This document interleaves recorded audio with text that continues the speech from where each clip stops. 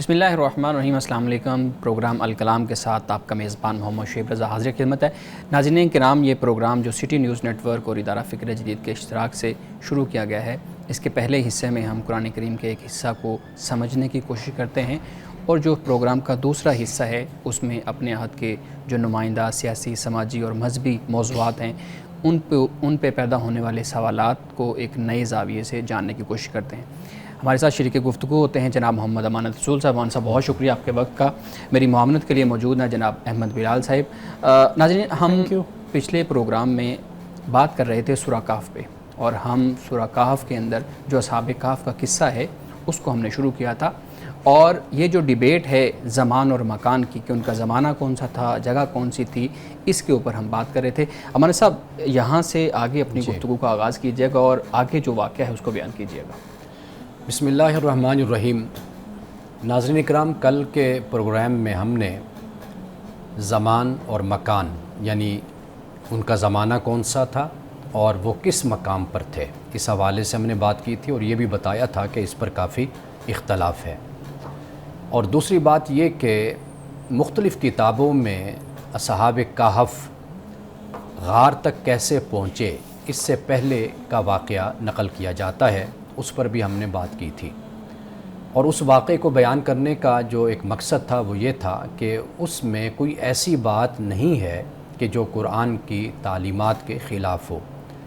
या उससे कुरान के किसी हुक्म पर कोई असर होता हो। तो लिहाजा उस वाक़े को हमने बयान कर दिया कि वो लोग किस तरह गार तक पहुँचे थे। अब हम आज की गुफ्तगू में और आज के प्रोग्राम में सिर्फ़ हम कुरान मजीद का मुताला करेंगे, यानी कुरान मजीद में सूरतुल कहफ की आयत नंबर 9 से असहाब कहफ का वाक़या शुरू होता है, और कुरान मजीद इस वाक़े को किस तरीके से बयान करता है ये हम कुरान मजीद से समझने की कोशिश करते हैं। अल्लाह पाक ने सूरतुल कहफ की आयत नंबर 9 में असहाब कहफ का वाक़या है, इसको अपनी निशानियों में से एक अजब निशानी करार दिया है, यानी एक अजीब निशानी। और कहफ के अलावा रक़ीम का लफ्ज़ भी इनके लिए इस्तेमाल हुआ है, यानी ये गार वाले भी थे और ये रक़ीम वाले भी थे। अब रक़ीम से मुराद क्या है? कहफ का मतलब तो सादा और सिंपल है और वो ये है कि गार, लेकिन जब रक़ीम की बात की जाती है तो इस पे मुख्तलिफ़ आरा या तहकीकात हमारे सामने आती हैं। एक तहकीक ये है कि रक़ीम से मुराद किताब है, यानी जब ये लोग गार में आए थे तो किताब साथ लेकर आए थे। और दूसरा मतलब इससे ये लिया जाता है कि जिस बस्ती से ये आए थे उस बस्ती का नाम रक़ीम था। और तीसरी बात ये बयान की जाती है कि जो यादगार इनके लिए बनाई गई थी, यानी जहाँ पे ये रहे उस मकाम पर उसके पास जो यादगार तामीर की गई थी, उस यादगार को रक़ीम कहा जाता है। तो लिहाजा कुरान मजीद ने इसलिए असहाब कहफ को सिर्फ़ कहफ वाला नहीं कहा, बल्कि इनको असहाबुर रक़ीम भी कहा है। अब इसके बाद अल्लाह सुब्हानहु व तआला फरमाता है कि इज़ अवल फ़ित्यतु इलल कहफ़ी, कि याद करो कि जब फ़ितिया यानी नौजवान गार में इन्होंने पनाह ली थी, नौजवानों ने। अब जो फ़ितिया लफ्ज़ है ये बिल्कुल वो शख्स के जो अपने अहद शबाब में होता है, यानी नौजवानी का जो वक्त हो, वो अरबी ज़ुबान में उस शख्स को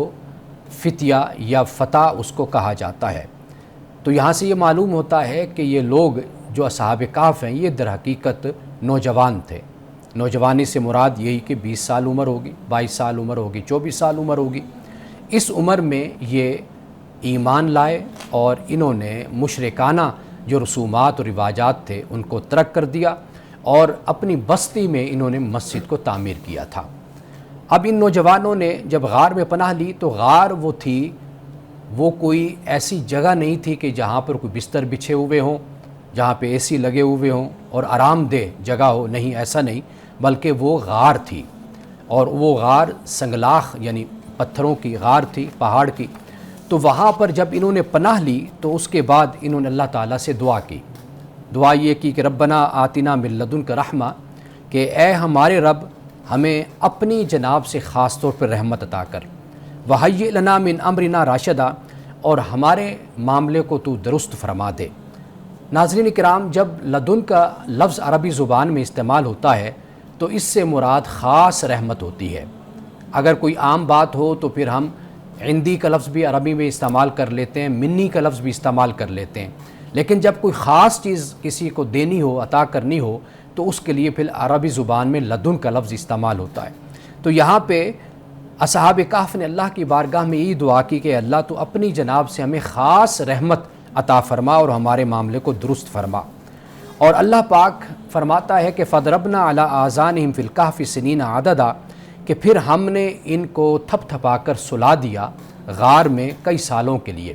عربی میں جب دربنا کا لفظ استعمال کرتے ہیں یعنی عَلَىٰ آذَانِهِمْ، تو اس سے مراد ایسے ہی ہے کہ جیسے بچے کو تھپ تھپا کر تھپکی دے کر کانوں پر اس کو سلا دیا جاتا ہے. یہ ایک پیار کا، ایک محبت کا، ایک شفقت کا، ایک رحمت کا انداز ہے کہ جسے اللہ پاک نے یہاں پر ان کے لیے اصحاب کہف کے لیے بیان کیا. کیوں بیان کیا؟ اس لیے کہ اصحاب کہف یہ وہ لوگ تھے کہ جنہوں نے اللہ کے دین کے لیے مشقتیں اور مصیبتیں اٹھائیں، اور جب یہ حق ان پر واضح ہو گیا کہ اللہ ایک ہے اور اللہ کے سوا کوئی معبود نہیں ہے، تو اس کے بعد انہوں نے اللہ پر اس طرح پختہ یقین لانے کا اور ایمان کا ثبوت دیا کہ سب کچھ اللہ کی راہ میں پھر قربان کر دیا. تو اللہ تعالیٰ نے پھر ان کے لیے یہ انتظام فرمایا ثم بعثناہم لنعلم ای الحزبین احصی بما لبثوا امدا، اور پھر ہم نے ان کو اٹھایا تاکہ ہم معلوم کریں کہ دونوں گروہ میں سے کون سا گروہ مدت قیام کا زیادہ ٹھیک شمار کرتا ہے. یعنی اس سے مراد یہ ہے کہ دونوں گروہ، ایک گروہ تو کچھ بیان کرتا ہے، دوسرا گروہ کچھ بیان کرتا ہے، لیکن یہاں پر جو اللہ پاک نے فرمایا کہ ثم بعثناہم، پھر ہم نے ان کو اٹھایا، یعنی وہ جو سوئے رہے تھے اب وہ مدت قرآن پاک نے بیان کی ہے، لیکن وہ دونوں مدتیں قرآن پاک کی طرف سے تصدیق شدہ نہیں ہیں. یعنی لوگوں کا اختلاف تھا، کوئی 300 سال کہتا ہے، کوئی 309 سال کہتا ہے، لیکن یہ تحقیق بھی ہمارے سامنے آتی ہے کہ 196 سال یا 200 سال تک کا یہ عرصہ ہے. بہرحال 200 سال کا بھی عرصہ ہو تو یہ بہت بڑا عرصہ ہے کہ اتنا عرصہ اللہ سبحانہ وتعالیٰ نے ان پر نیند کو غالب کر دیا تھا، نیند کو طاری کر دیا تھا. اب اس کے بعد قرآن پاک بیان کرتا ہے کہ نحن نقص علیک نبأہم بالحق، یعنی پہلے اللہ پاک نے ان 2-3 آیات میں اس بات کو بیان کر دیا کہ اصحاب کہف نے غار میں پناہ لی تھی، اور یہ ایسے لوگ تھے کہ انہوں نے اللہ تعالیٰ سے لو لگائی، اللہ تعالیٰ سے دعا کی کہ اللہ انہیں اپنی رحمت سے نوازے، اور پھر اللہ تعالیٰ نے اپنی رحمت سے ان پر نیند کو غالب کر دیا. یہ بات بیان کرنے کے بعد اب اللہ تعالیٰ اپنے پیارے رسول صلی اللہ علیہ وسلم سے یہ فرماتا ہے کہ ہم آپ کو ان کی جو خبر دیتے ہیں یہ حق کے ساتھ دیتے ہیں. ناظرین کرام، یہ جو حق کا لفظ ہے یہ توجہ طلب ہے، اس پر غور کیجئے. یہ اس لیے فرمایا گیا کہ قرآن پاک میں جو بھی قصہ، جو بھی واقعہ، کہانی بیان کی گئی ہے وہ بالکل کمی بیشی سے پاک ہے. یعنی ایسا نہیں ہے کہ کسی بات کا اضافہ کر دیا گیا ہو یا کسی بات کی کمی کر دی گئی ہو، بلکہ درست بات، صحیح بات، عدل کے ساتھ، توازن کے ساتھ جو صحیح بات ہے اسے قرآن پاک نے بیان کر دیا ہے. اور یہ بیان کرنے کا مقصد یہی ہے کہ لوگوں کا مزاج اور طبیعت یہ ہوتی ہے کہ جو اصل بات ہے اس پر لوگ فوکس نہیں کرتے، توجہ نہیں کرتے. لوگ کہانیوں میں الجھ جاتے ہیں، باتوں میں الجھ جاتے ہیں اور اصل سبق کو بھول جاتے ہیں. تو یہاں پہ اللہ سبحانہ وتعالیٰ نے اس لیے اپنے رسول صلی اللہ علیہ وسلم سے فرمایا کہ ان کا جو واقعہ اور قصہ اور خبر ہے یہ ہم آپ کو ٹھیک سناتے ہیں اور بیان کرتے ہیں. فرمایا انہم فتیۃ آمنوا بربہم، کہ بے شک یہ جو نوجوان تھے یہ اپنے رب پہ ایمان لائے تھے. وزدناہم ہدا، اور اللہ نے ان کے ہدایت میں، ان کی رہنمائی میں اللہ نے اضافہ کر دیا تھا، یعنی مزید ان کی ہدایت میں ان کو ترقی اللہ نے عطا کی تھی. وربطنا علی قلوبہم، اور اللہ تعالیٰ نے ان کے دلوں کو مضبوط کیا. اذ قاموا، جب یہ کھڑے ہوئے. فقالوا ربنا رب السماوات والارض، اور انہوں نے کہا کہ ہمارا رب آسمانوں اور زمین کا رب ہے. اب یہاں پہ یہ جو فرمایا اس قاموا، جب یہ کھڑے ہو گئے، یعنی اس سے سمجھ یہ بات آتی ہے کہ وہ اپنی بستی میں، اپنے معاشرے میں کھڑے ہو گئے، لوگوں کو انہوں نے اسلام کی دعوت دی، اللہ کی توحید کی دعوت دی اور لوگوں کو بتایا کہ جو تم کر رہے ہو یہ شرک ہے، یہ بدعت ہے اور یہ اللہ کی مرضی اور اس کی منشا کے خلاف ہے۔ تو وہ کھڑے ہو گئے اور انہوں نے واضح طور پر کہا کہ ہمارا رب آسمانوں اور زمین کا رب ہے، لن ندعو من دونہ الہ لقد قلنا اذا شططا، اور ہرگز ہم اللہ کے سوا کسی کو نہیں پکاریں گے، اور اگر ہم نے ایسا کیا تو گویا کہ پھر ہم حق سے ہٹی ہوئی بات کرنے والے ہو جائیں گے۔ تو یہ اصحاب کہف نے کہا۔ اب اس کے بعد یعنی گویا کہ جب انہوں نے بستی میں، اپنے شہر میں، اپنے علاقے اور معاشرے میں جب اسلام کی تبلیغ کی، تو اس کے بعد جب لوگوں نے ایک رد عمل دیا، ان پر تشدد کیا یا ان کے ساتھ مقابلہ کیا یا ان کے ساتھ ایک مباحثہ کیا یا مناظرہ کیا، تو پھر اس کے بعد وہ آپس میں بیٹھ کر کیا بات کرتے ہیں۔ قرآن پاک کہتا ہے ہؤلاء قوم اتخذوا من دونہ آلیہ، تو یہ آپس میں کہتے ہیں کہ یہ وہ لوگ ہیں ہماری قوم کہ جو اللہ کے علاوہ دوسروں کو اپنا معبود بناتی ہے۔ لولا یاتون علیہم بسلطان بین، یہ لوگ ان پر واضح دلیل کیوں نہیں لاتے؟ یعنی یہ جو شرک کر رہے ہیں توحید کو چھوڑ کر، تو یہ اپنے ان مشرکانہ عادات پر اور حرکات پر یہ کوئی دلیل کیوں نہیں لاتے، سلطان کیوں نہیں لاتے؟ گویا کہ یہ بات سمجھ آتی ہے کہ شرک کے پاس کوئی دلیل نہیں ہے اور توحید کے پاس علم بھی ہے، دلیل بھی ہے اور ثبوت بھی ہے۔ فمن اظلم ممن افتری علی اللہ کاذبا، اور یہی اصحاب کہف کے لوگ کہتے ہیں کہ کون زیادہ ظالم ہے اس سے کہ جو اللہ پر جھوٹ باندھتا ہے۔ ناظرین کرام، آیت نمبر 15 تک ہم نے آج گفتگو کی ہے، اور اس گفتگو میں جو باتیں خاص طور پر بیان ہوئی ہیں اس کو ہم دو حصوں میں تقسیم کر سکتے ہیں۔ ایک حصہ یہ ہے کہ قرآن پاک نے آغاز میں مختصر سا تعارف اصحاب کہف کا کروا دیا، اور پھر اس کے بعد قرآن پاک نے یہ بتایا کہ وہ جو حالات تھے ان کی بستی میں، ان کے شہر میں اور ان کے علاقے میں، وہ حالات کیا تھے اور کس طریقے سے انہوں نے لوگوں کو اسلام کی دعوت دی تھی، کس طریقے سے وہ کھڑے ہوئے تھے، اور پھر کیسے انہوں نے اپنے لوگوں کو یہ بات سمجھانے کی کوشش کی کہ بھئی تمہارے پاس شرک پر کوئی دلیل اور کوئی ثبوت اور تمہارے پاس کوئی بھی آیت نہیں ہے، کوئی ایویڈنس نہیں ہے، جبکہ جو توحید ہے یہ ایویڈنس پر کھڑی ہے، دلیل پر کھڑی ہے اور ثبوت پر قائم ہے۔ بہت شکریہ مانی صاحب۔ یہاں پہ ایک ہم وقفہ لیں گے، وقفے کے بعد دوبارہ حاضر ہوتے ہیں۔ ناظرین کرام ہمارے ساتھ رہیے گا، ایک وقفے کے بعد ملتے ہیں۔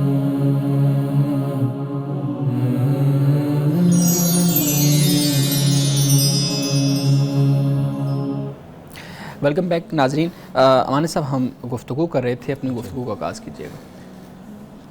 آیت نمبر 16 میں اللہ سبحانہ وتعالیٰ یہ فرماتا ہے کہ وَإِذِ اعْتَزَلْتُمُوهُمْ وَمَا يَعْبُدُونَ إِلَّا اللَّهَ فَأْوُوا إِلَى الْكَهْفِ، کہ پھر اصحاب کہف نے علیحدگی اختیار کر لی، کن سے؟ ایک تو بتوں سے، اور ان سے کہ جو ان بتوں کی عبادت کرتے تھے اللہ کو چھوڑ کر، یعنی پجاریوں کی، لوگوں کی، اور ان بتوں سے بھی انہوں نے علیحدگی اختیار کر لی۔ کیوں؟ اس لیے کہ جب انہوں نے لوگوں کو دعوت دین دی، جب توحید کی دعوت دی، تو وہ ان کے مخالف ہو گئے اور ان کے دشمن بن گئے، تو پھر وہ آ کر غار میں بیٹھ گئے۔ تو قرآن پاک بیان کرتا ہے کہ یہ انہوں نے ایک حکمت کے تحت پھر علیحدگی ان سے اختیار کی تھی۔ تو جب وہ غار میں چلے گئے تو اللہ پاک فرماتا ہے کہ فَأْوُوا إِلَى الْكَهْفِ، تو پھر ہم نے ان سے کہا کہ غار میں تم پناہ لے لو، يَنْشُرْ لَكُمْ رَبُّكُمْ مِنْ رَحْمَتِهِ، اور تمہارے رب کی جو رحمت ہے وہ تم پر نچھاور ہوگی، یعنی تم پر ہر وقت وہ اپنے اوپر تم پر سایہ کیے رکھے گی۔ وَيُحَيِّئْ لَكُمْ مِنْ أَمْرِكُمْ مِرْفَقًا، اور اللہ سبحانہ وتعالیٰ تمہارے کام کے لیے سر و سامان بھی مہیا کرے گا۔ اب یہاں تک قرآن پاک یہ بیان کرتا ہے کہ اللہ سبحانہ وتعالیٰ نے ان کی یہ رہنمائی کی، وہ رہنمائی الہام کی صورت میں ہو سکتی ہے، یا اللہ سبحانہ وتعالیٰ نے ان کے دل میں یہ بات ڈال دی کہ وہ اپنے اس بستی سے نکل کر پھر وہ ایک غار میں آ کر بیٹھ گئے،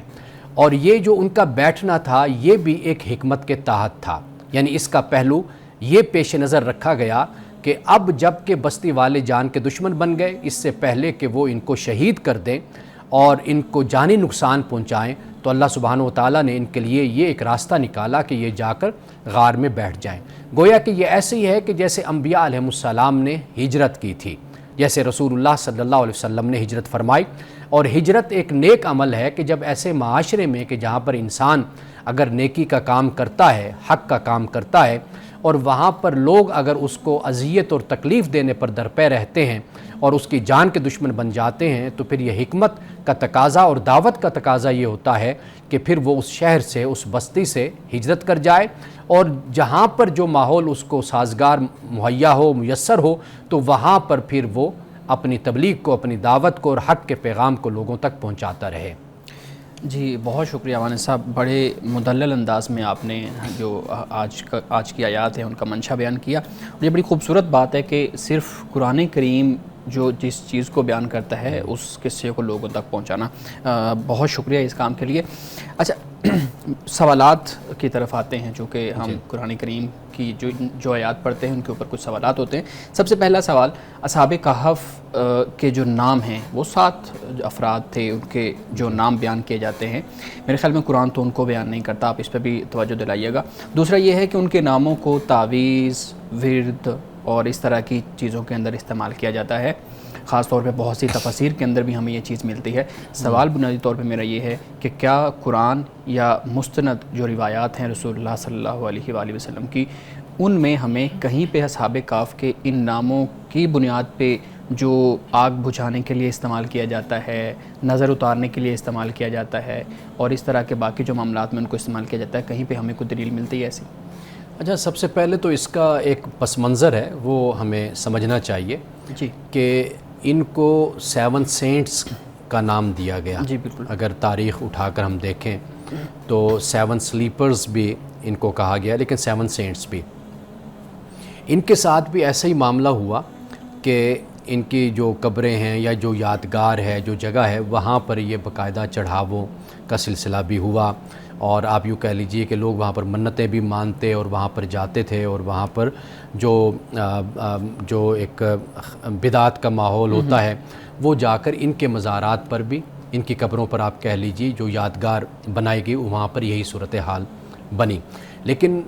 آپ یہ دیکھیے کہ یہ جو بیک گراؤنڈ ہے، یہ جب مسلمانوں کے اندر آیا کسی نہ کسی طریقے سے، یعنی وہ کتابوں کے ذریعے سے آیا، تاریخ کے ذریعے سے آیا، یا کہانیوں کے ذریعے سے آیا، اس کو پھر اس طریقے سے اڈاپٹ ہمارے ہاں کیا گیا کہ چونکہ اس میں تو کوئی شک نہیں کہ اللہ کے نیک بندے تھے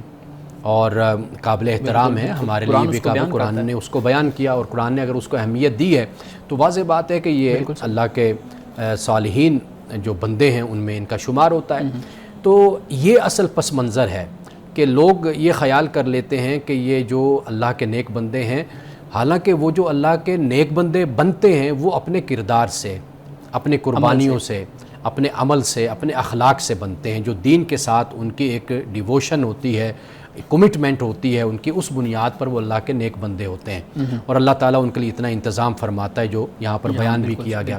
لیکن آگے جو لوگوں کا سلسلہ ہوتا ہے، لوگ بجائے اس کے کہ ان سے عمل سیکھیں اور ان کی سیرت کو اختیار کریں، لوگ پھر ان کا جو ایک تعلق رب کے ساتھ ہوتا ہے اس تعلق کو اس طریقے سے وہ اپنے لیے سمجھتے ہیں کہ ہمارے لیے بابرکت ہو گیا، مقدس ہو گیا، اور اس سے ہم اس طریقے سے استفادہ اور ہم فائدہ اٹھا سکتے ہیں. اور ہمارے یہاں آپ کو معلوم ہے کہ یہ بھی سوچ مسلمانوں میں موجود ہے کہ جیسے مزارات پہ لوگوں کا جانا، اور جو اہل مزارات ہیں، صاحب مزار ہے، ان سے یہ خیال کرنا کہ جب ان سے فیض لے رہے ہیں یا ان سے ہمیں کچھ حاصل ہوتا ہے. حالانکہ بنیادی بات جو قرآن پاک، اگر ہم قرآن پاک کو پڑھیں سمجھیں تو ہمیں قرآن یہ سمجھاتا ہے کہ یہ لوگ کہ جنہوں نے اللہ کی راہ میں اپنی جان تک قربان کر دی، اپنا مال قربان کر دیا، ان کی سیرت کو اپناؤ، ان کے کردار کو اپناؤ. تو یہ جو تعویذات کا سلسلہ آپ بتا رہے ہیں کہ ان کے ناموں کے ساتھ، ایک تو ان کے جو نام ہیں یہ کوئی اتھینٹک نہیں ہے. ہاں بالکل، یعنی قرآن اس کو بیان نہیں بالکل ایسے ہی قرآن نے بھی بیان نہیں کیا، حدیث نے بھی بیان نہیں کیا. اچھا. مستند احادیث میں، اور اس کے علاوہ بھی دیگر جو سورسز ہیں وہاں پر بھی جنہیں آپ سمجھتے ہیں کہ یہ مستند ہے، وہاں پر بھی نہیں یہ چیزیں بیان ہوئی. دیکھیں اگر بیان ہوئی بھی ہوں مثال کے طور پر، تو اس سے ہمارے کردار پر، ہمارے اخلاق پر، ہماری سیرت پر اس کا کیا اثر پڑتا ہے. ہمارا جو تعلق ہے وہ تو ایمان کے ساتھ ہے نا، اللہ کے ساتھ ہمارا تعلق ہے، نیک بندوں سے بھی تعلق ہے، تو اس بنیاد پر ہے کہ یہ اللہ کے نیک بندے ہیں. تو لہٰذا ایسے جو تعویذات بنائے جاتے ہیں تو یہ قابل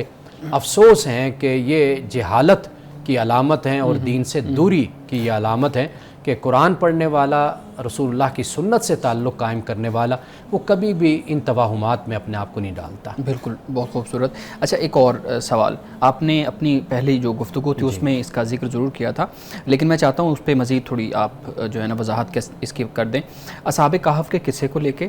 اسی طریقے سے رسول اللہ صلی اللہ علیہ وآلہ وسلم جب غار میں جاتے ہیں عبادت کے لیے، تو اس ایک خاص انسیڈنٹ کو لے کے گوشہ نشینی اور ترک دنیا، ان لوگوں سے تعلقات ختم کرنا، اس کو، ان چیزوں کو بنیاد بنا کے استدلال یہ کیا جاتا ہے کہ گوشہ نشینی کرنا ٹھیک ہے، اپنی عبادت کے لیے جانا ٹھیک ہے، اور لوگوں سے کٹ آف ہونا ٹھیک ہے۔ تو اس پہ بھی آپ بات کیجیے گا کہ واقعی یہ استدلال بنتا بھی ہے کہ ہم اصحاب کہف کے قصے کو لے کے رسول اللہ صلی اللہ علیہ وسلم کے غار کے اندر جانے کو لے کے کہہ رہے ہیں کہ اب دنیا سے ہی تعلق ختم کر دیا جائے؟ دیکھیے، اسلام اعتدال کی تعلیم دیتا ہے، توازن کی تعلیم دیتا ہے۔ یہ انسان کے لیے بہت اچھا ہوتا ہے کہ انسان کچھ وقت تنہائی میں رہے، خلوت میں رہے، گویا کہ وہ اپنی انرجی کو ریسٹور کرتا ہے، اپنی انرجی کو بڑھاتا ہے۔ جو انرجی وہ اپنی سپینڈ کر چکا ہوتا ہے نا سوسائٹی میں اور معاشرے میں لوگوں پر، تو انسانی فطرت ہے، انسانی طبیعت ہے کہ وہ پھر آئسولیشن بھی چاہتا ہے، علیحدہ بھی ہونا چاہتا ہے۔ اور جیسے حضرت عبداللہ ابن مبارک سے یہ منقول کی جاتی ہے، نقل کی جاتی ہے بات، کہ ان سے کسی نے کہا کہ جی آپ گھر میں ہی بیٹھے رہتے ہیں ہر وقت، تو آپ لوگوں میں نہیں آتے، باہر نہیں نکلتے، اکیلے ہی بیٹھے رہتے ہیں۔ تو وہ فرمانے لگے میں کب اکیلا ہوتا ہوں، میرے ساتھ رسول اللہ صلی اللہ علیہ وسلم ہوتے ہیں، صحابہ ہوتے ہیں۔ یعنی ان کی مراد یہ تھی کہ میرے پاس رسول اللہ صلی اللہ علیہ وسلم کی احادیث ہیں، صحابہ کے اقوال ہیں، میں ان میں غور و فکر کر رہا ہوتا ہوں، میں پڑھ رہا ہوتا ہوں، پڑھا رہا ہوتا ہوں، تو میں کب اکیلا ہوتا ہوں۔ تو تنہائی جو ہے یہ اللہ کے نیک بندوں نے پسند بھی کی ہے، علماء نے، فقہاء نے، وہ صرف اس لیے کہ خلوت میں انسان جاتا ہے، بیٹھتا ہے اور اللہ کی عبادت بھی کر لیتا ہے، ساتھ ساتھ مطالعہ ہوتا ہے، تحقیق کا کام ہے۔ اور دیکھیے، جو یہ غور و فکر کا کام ہے یہ ہوتا ہی تنہائی میں ہے۔ یعنی آپ اپنے بچوں میں بیٹھ کر، بیوی بچوں میں بیٹھ کر، سارے لوگوں میں بیٹھ کر، دوستوں میں بیٹھ کر آپ کہاں پر تدبر تفکر کر سکتے ہیں، غور و فکر کر سکتے ہیں؟ لیکن یہاں پہ تو وہ معذرت میں آپ کی بات کاٹ رہا ہوں، یہاں پہ تو وہ غور و فکر والا معاملہ نہیں ہے، وہ گئے ہیں اور سو گئے ہیں، یعنی ان کے اوپر نیند طاری ہو گئی ہے۔ اچھا، اس بات کو آپ اس طرح دیکھیے نا کہ جو حالات ان کے لیے پیدا کیے گئے، ان حالات سے وہ نکل کر، یعنی یہ ایک علیحدہ اسٹریٹجی ہوئی کہ وہاں سے نکل کر اپنی جان کو حفاظت کے ساتھ وہاں پہنچ گئے، غار میں رہے۔ اسی طریقے سے آپ دیکھیے کہ رسول اللہ صلی اللہ علیہ وسلم کی بہت سی احادیث ہمیں ملتی کہ جس میں آپ نے فرمایا کہ فتنے کا زمانہ ہو، ایسے حالات میں تو تم اپنی بکریاں لے کر، ایک صحابی سے آپ نے یہ فرمایا کہ بکریاں لے کر تم پہاڑ پہ چلے جاؤ۔ تو مطلب یہ ہے کہ اگر آپ ایسے ماحول میں ہیں کہ جہاں پر آپ کی جان کو خطرہ، ایمان کو خطرہ، یا جہاں پہ آپ یہ دیکھتے ہیں کہ اثر پذیری نہیں ہے آپ کی،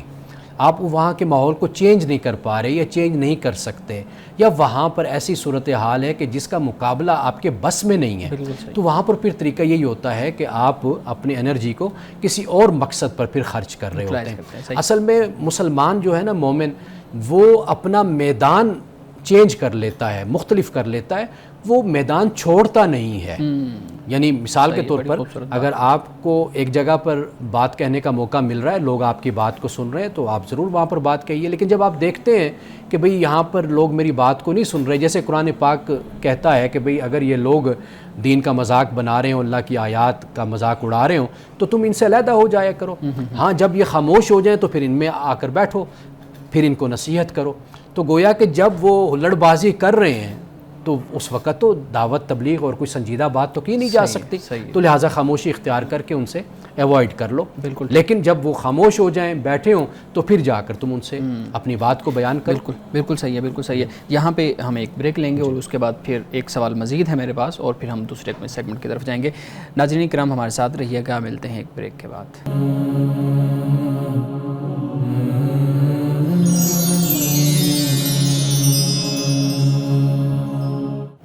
ویلکم بیک۔ امانہ صاحب، ہم سوالات لے رہے تھے۔ ایک سوال آج کی جو گفتگو ہوئی اس سے متعلق آخری سوال میں آپ کے سامنے رکھوں گا۔ مستشرقین کی طرف سے اعتراض کیا جاتا ہے، بہت سے اعتراضات کیے جاتے ہیں۔ ہم نے ایک گزشتہ پروگرام میں بھی ان سوال کو لیا تھا، آج پھر اور آگے بھی ہم اس کو کنٹینیو کریں گے۔ وہ کہتے ہیں جی یہ قصہ عیسائیت میں موجود تھا، ٹھیک ہے، ہسٹری میں، تاریخ میں یہ قصہ ملتا ہے، اور معاذ اللہ پیغمبر محمد صلی اللہ علیہ وآلہ وسلم نے، رسول اللہ نے اس قصے کو اس ہسٹری سے، اس تاریخ سے لیا، یعنی سفر کے دوران کسی سے سنا، کیونکہ آپ سفر کرتے تھے یا کسی نے آپ کو بتایا، اور آپ نے اس کو کچھ ایڈیشن کرنے کے بعد لوگوں تک پہنچا دیا، کیونکہ وہاں پہ لوگوں کو یہ قصہ بہت زیادہ معلوم نہیں تھا، تو اس لیے وہ اتنی پذیرائی مل گئی کہ یہ قصہ پھر لوگوں تک پہنچ گیا، اور لوگوں نے اس کو مان لیا، سچ مان لیا، حق مان لیا۔ لیکن قرآن اس کے اوپر بات کرتا ہے، جیسے آپ نے پہلے کہا کہ حق کے ساتھ ہم بیان کرتے ہیں۔ میں اس اعتراض کے اوپر آپ کی رائے لینا چاہوں گا۔ دیکھیے، اس پہ شاید ہم پہلے بھی ایک پروگرام میں تفصیل سے بات کر چکے ہیں کہ اصل معاملہ یہ ہے کہ رسول اللہ صلی اللہ علیہ وسلم سے پوچھا گیا، سوال ہوا، اور آپ سے کہا گیا کہ بھئی اس بارے میں آپ ہمیں بتائیں، جیسے دیگر سوالات تھے ان میں سے ایک سوال یہ بھی تھا۔ تو آپ علیہ السلام نے جو چیزیں بیان فرمائی ہیں، قرآن پاک جس کو بیان کرتا ہے، وہ اتنا کفیل ہے اور اتنا یعنی کافی ہے، کفایت کرتا ہے کہ اگر اس کو دیکھا جائے تو قرآن کا جو پورا ایک مرکزی خیال ہے اس کو یہ بیان کرتا ہے، یعنی یہ قصہ، یہ واقعہ اگر ایک شخص بیان کر رہا ہو یا کسی سے سنا ہو تو اتنی جو پرفیکشن ہوتی ہے نا، تو وہ اس میں نہ ہوتی پرفیکشن کہ کسی کا بیان کردہ واقعہ اور کسی سے سنا ہوا واقعہ۔ تو جس طریقے سے اس کو بیان کیا گیا اور جتنے جچے تلے انداز میں اور جس طریقے سے اس کو بیان کیا گیا کہ اس میں جو انسان کی عقل ہے اس کی تسکین ہے، اس کا اطمینان ہے، اور جو سوالات انسان کی سوچ اور فکر میں پیدا ہوتے ہیں ان سب کو یہاں پر اللہ سبحانہ و تعالیٰ نے ایڈریس کیا ہے۔ تو باقی جہاں تک اعتراض کی بات ہے، ایسے اور بہت سے اعتراضات کیے جاتے ہیں کہ جو صرف سورۃ کہف پہ نہیں، اس اصحاب کہف پہ نہیں، دیگر واقعات پر بھی ہیں، لیکن جو قرآن کا موقف ہے، جو قرآن پاک جس طریقے سے بیان کرتا ہے بات کو، تو قرآن کا کہنا یہ کہ یہ ایسی بات نہیں ہے کہ جو پہلے نہیں بیان ہوئی، پہلے بیان ہوئی ہیں، لیکن قرآن پاک اس میں جو حشو و زائد ہے، جو اس میں اضافہ کر دیا گیا، جھوٹ ملا دیا گیا، یا لوگوں نے اپنی طرف سے داستان گوئی کی ہے، ان تمام باتوں کو قرآن نے، اللہ تعالیٰ نے اس کو خارج کر دیا اور اتنی بات کو بیان کیا کہ جو بات حق ہے، جو سچ ہے، جو درست ہے، اس کو اللہ نے یہاں پر بیان کیا ہے۔ ٹھیک، بالکل ٹھیک ہے۔ ہمارا جو دوسرا سیگمنٹ ہے بلال صاحب، مجھے اجازت دیجیے گا، امانہ صاحب، ہم نے ایک گزشتہ پروگرام کیا تھا، اس میں ہم نے سیروگیسی کے اوپر بات کی تھی بلال صاحب، جب آپ نے سوالات اس میں رکھے تھے امانہ صاحب کے سامنے۔ اب اس پروگرام کو کچھ لوگوں نے دیکھا ہے اور اس میں ہمیں کچھ سوالات بھیجے ہیں، کچھ تشفی نہیں ہوئی ان کی یا مزید سوالات ہیں، اوبویسلی اس طرح کے معاملات میں بہت زیادہ سوالات ذہن میں پیدا ہوتے ہیں، تو کچھ سوالات انہی کی طرف سے بھیجے ہوئے میں آپ کے سامنے رکھتا ہوں تاکہ آپ ان کو ایڈریس کر دیں۔ ہم نے بات کی تھی سیروگیسی پہ، اور آپ نے اپنا نقطہ نظر بہتر طریقے سے ہمارے سامنے اور ہماری آڈینس کے سامنے رکھا تھا۔ سوال یہ ہے کہ رسول اللہ صلی اللہ علیہ وآلہ وسلم کی ایک روایت ہمارے سامنے آتی ہے کہ آپ صلی اللہ علیہ وسلم نے فرمایا کہ جو قیامت کے دن پر یقین رکھتا ہے اس کے لیے یہ جائز نہیں ہے یا اس کے لیے یہ حرام ہے کہ وہ اپنے نطفہ سے کسی کے رحم کی کھیتی کو سیراب کرے۔ تو یہ جو معاملہ ہے اس میں تو پھر اس حدیث میں واضح طور پہ بیان کر دیا گیا ہے، تو آپ تو کہہ رہے ہیں کہ کسی نہ کسی سطح پہ جا کے اس کے جواز کی کوئی صورت بنتی ہے۔ اصل جو آپ علیہ السلام کا یہ ارشاد ہے، یہ اشارہ ہے حرام کی طرف،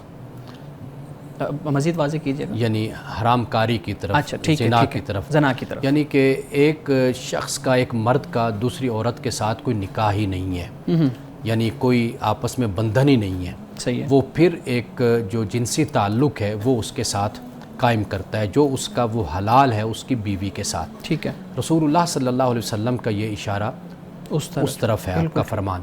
اور پھر یہ ہے کہ جب ہم سروگیسی کی بات کرتے ہیں تو اس میں نطفہ صرف نہیں ہے، یعنی سپرم صرف نہیں ہے، بلکہ وہاں پر عورت کا ایگ بھی جو اس کی بیوی ہے اس کو لیا جا رہا ہے، اس کو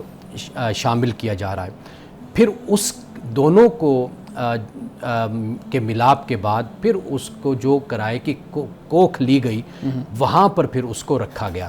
تو یہ جو آپ علیہ السلام کا فرمان ہے یہ بالکل ایک ڈیفرنٹ چیز ہے، یعنی اس کا پس منظر ہو رہا ہے، جو اخلاق کے بارے میں ہے، یہ اللہ کے حکم کے بارے میں ہے کہ جہاں پر ایک شخص جو انسا ہے وہ یہ حرام کاری کرتا ہے، زنا کاری کرتا ہے، اس کے بارے میں رسول اللہ صلی اللہ علیہ وسلم نے یہ فرمایا کہ جو بالکل حرام ہے اور ناجائز ہے، اور یہ فحش میں یہ چیز آتی ہے کہ جسے رسول اللہ صلی اللہ علیہ وسلم نے بیان فرمایا، اس پر تو کوئی اختلاف کیا ہی نہیں جا سکتا۔ ٹھیک ہے۔ اچھا، دوسری چیز آپ نے اسی پروگرام میں بات کی تھی کہ جیسے استدلال کیا تھا نا آپ نے کہ جیسے ہمارے ہاں رضائی ماں ہے اور آپ کسی تیسری خاتون کو کہتے ہیں کہ اس بچے کو دودھ پلاؤ تو وہ آپ کی ماں ہیں، اور پھر اسی طریقے سے قرآن اس کو بڑے اچھے طریقے سے بیان کرتا ہے، تو اگر یہی معاملہ ہم لے لیں تو رحم پھر اسی طریقے سے اگر عاریتاً لے لیا، کرائے پہ لے لیا، تو اس طریقے سے تو پھر جتنے بھی اعضاء ہیں معاذ اللہ، پھر شرمگاہیں بھی لوگ اسی طریقے سے وہ یہی کہیں گے، استدلال یہی کریں گے کہ یہ جو عاریتاً لی گئی ہے یہ کرائے پہ لی گئی ہے کیونکہ اس خاص وقت میں استعمال ہوا اور اس کے بعد ختم ہو گیا۔ یہاں پہ بھی معاملہ وہی ہے کہ 9 ماہ جتنا ایک ٹائم پیریڈ ہے پورا پریگنینسی کا اور بچہ کے پیدا ہونے کا، وہ پورا ہوا تو وہ آپ کی کرائے والے معاملہ ختم ہو گیا، تو شرمگاہ بھی اسی طریقے سے پھر لی جا سکتی ہے۔ دیکھیے یہ قیاس مال فارق ہے، یعنی اس پر ہم قیاس نہیں کر سکتے۔ اس کی وجہ یہ ہے کہ جو بات آپ بیان کر رہے ہیں وہ خالصتاً عفت سے اور اس کا عصمت سے اس طرح تعلق بن جاتا ہے کہ جو نسب ہے اور جو ایک مرد اور عورت کے ملاپ سے ایک بچے کی پیدائش ہوتی ہے، اس کا جواز اور اس کی جو لیجیٹیمیسی ہے وہ صرف اور صرف نکاح کی صورت میں ہے۔ ٹھیک ہے۔ اس کے علاوہ کسی طریقے سے بھی جو ہے وہ اسلام میں اس لیے جو نکاح موقت ہے اس کو حرام قرار دیا گیا کہ آپ یہ کسی سے اس طرح نکاح نہیں کر سکتے کہ آپ کہیں جی مہینے کے لیے، 2 مہینے کے لیے، سال کے لیے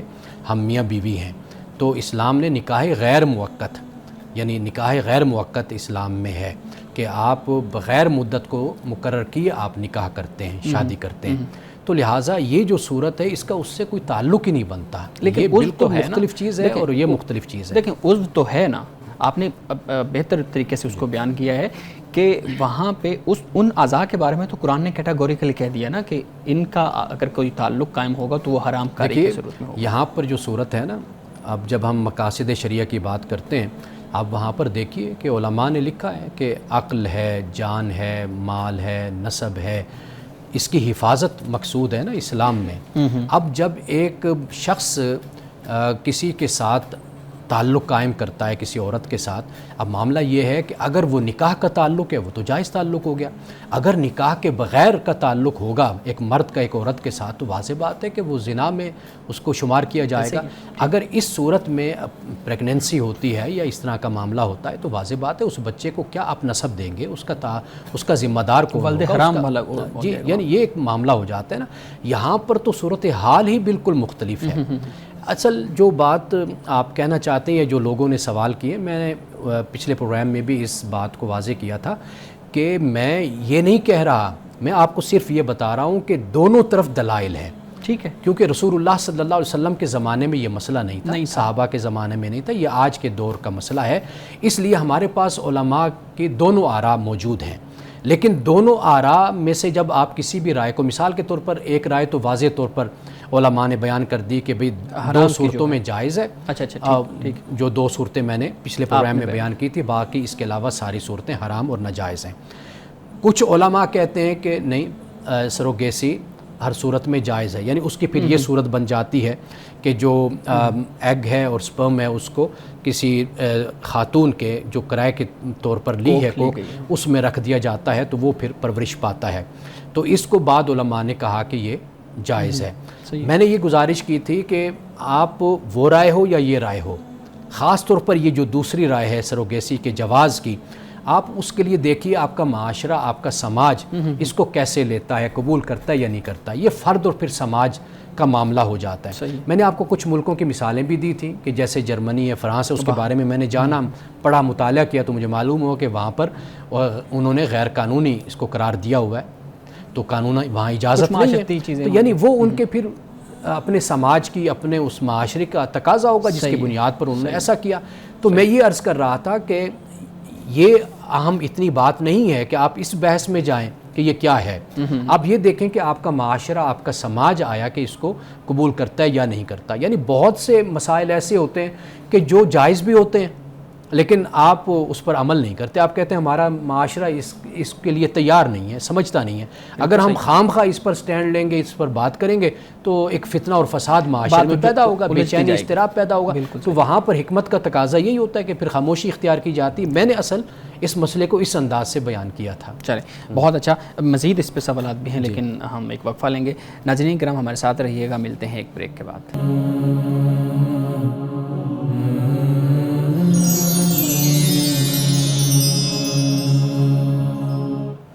ویلکم بیک. امانہ صاحب, اس طرح کے اور بھی سوالات ہیں, ہم آپ سے رہنمائی لیتے رہیں گے کیونکہ یہ نئے جو ذہن ہیں ان کے یہ سوالات ہیں تو ان کو ایڈریس کرنا بہت ضروری ہے. بلال صاحب, آپ کے پاس کچھ سوالات ہوں گے, امانہ صاحب سامنے رکھیے گا. جی بہت شکریہ, تھینک یو سو مچ.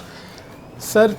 میرا سوال خواتین سے ریلیٹڈ ہے. ہم بہت سے ممالک میں دیکھتے ہیں کہ خواتین باجماعت نماز ادا کرتی ہیں, مساجد میں جا کر ادا کرتی ہیں, لیکن کیا وجہ ہے کہ پاکستان جو کہ اسلام کا قلعہ ہے,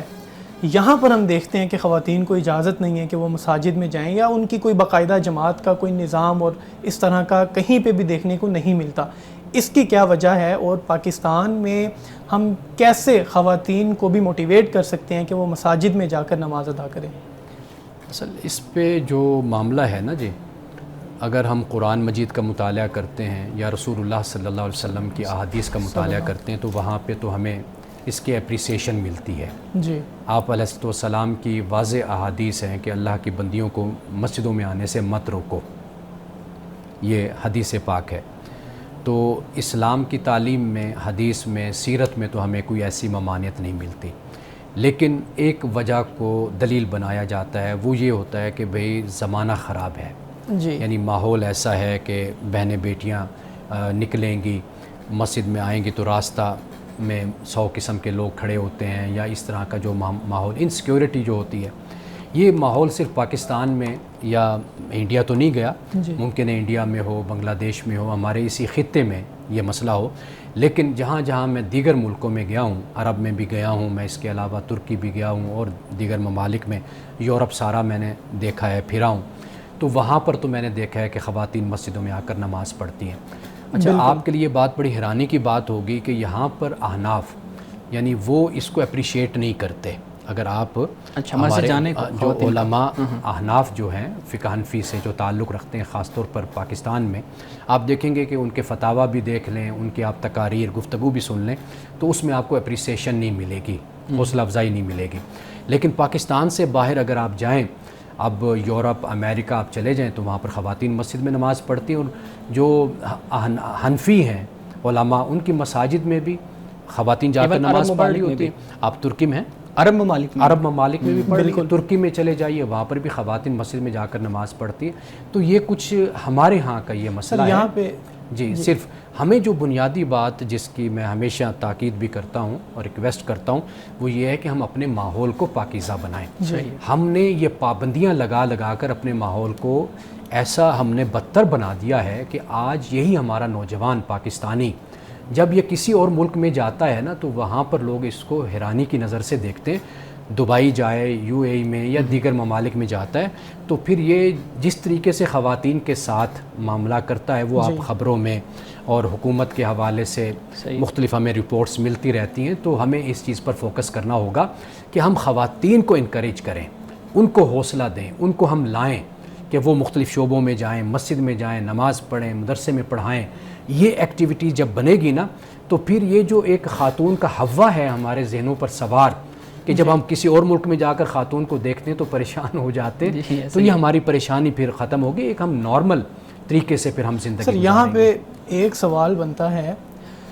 یونیورسٹی لڑکی جائے زمانہ خراب نہیں ہے, کوئی مسئلہ نہیں ہے, جاب پہ جائیں کوئی مسئلہ نہیں ہے, باقی سارے معاملات, میٹرو بسز میں جا رہی ہیں, لوکل ٹریولنگ ہو رہی ہے, ہر معاملات چل رہے ہیں, یہ مسجد میں جاتے ہوئے یہ زمانہ خراب ہونے والی مثال. دیکھیں, یہ زمانہ ہر جگہ خراب ہے,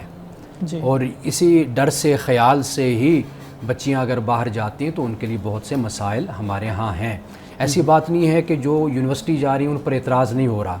آپ مجھ سے بہتر جانتے ہیں, ہر طرف جانے والی بچیوں پر اعتراض ہو رہا ہے, ہوتا ہے, چاہے وہ مسجد میں جائیں یا نہ جائیں یا کسی اور جگہ پر بھی.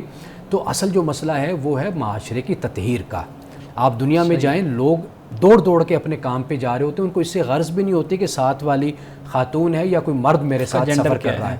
لیکن یہ جو کلچر ہے یہ ہمیں یہاں پر اس طرح بنانا ہوگا کہ ہم اپنے کام سے کام رکھیں اور خواتین کو گھروں میں بند کرنے کے بجائے انہیں عملی زندگی میں اپنے ساتھ ہم شامل کریں. جی بالکل ٹھیک ہے بلال صاحب. اچھا، ہم نے اپنے پروگرام میں ایک پورشن ایسا رکھا ہے کہ ہم قرآن پہ تو بات کر رہے ہیں اور ساتھ ہم یہ چاہ رہے تھے کہ ہم حدیث کے اوپر بھی بات کریں، اور ہم کوشش یہ کیا کریں گے کہ ہم ایک حدیث، سمانے صاحب آپ سے میں ریکویسٹ کروں گا کہ جو ہمارے معاملات سے، ہماری معاشرت سے متعلق ہو، اس کو ناظرین کے سامنے بیان کریں. تو ابھی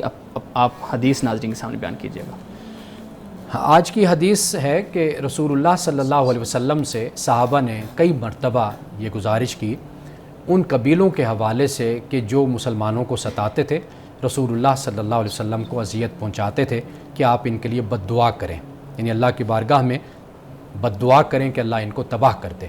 لیکن رسول اللہ صلی اللہ علیہ وسلم سے جب صحابہ نے یہ عرض کی تو آپ نے اپنے ہاتھ تو اٹھائے، اور کیا آپ نے فرمایا؟ مثال کے طور پر قبیلہ ثقیف تھا، اس کے لیے رسول اللہ صلی اللہ علیہ وسلم نے فرمایا کہ اللہم اہدی ثقیفاً وأت بہم مسلمین، کہ اللہ جو قبیلہ ثقیف ہے اس کو ہدایت عطا فرما اور انہیں مسلمان بنا کر لا میرے پاس. اور اس طرح قبیلہ دوس ہے،